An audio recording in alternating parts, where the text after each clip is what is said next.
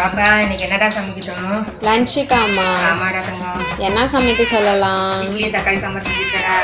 இட்லி வேணாம், அவளுக்கு சப்பாத்தி தான் பிடிக்கும். அது சப்பாத்தி செஞ்சு கொடு.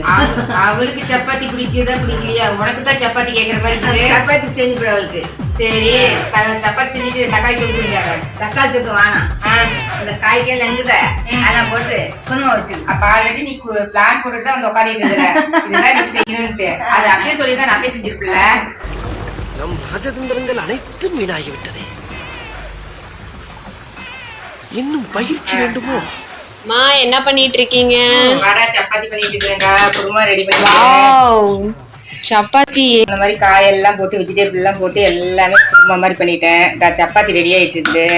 ரெடி ஆனோன்னா ஆயில் போட்டு கொடுக்கலாம்.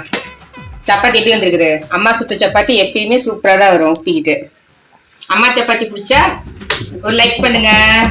சப்பாத்தி ரெடி ஆயிடுச்சா? காய்கறியெல்லாம் போட்டு வச்சுட்டேன். சாப்பாத்தி எப்படின்னு சொல்லு.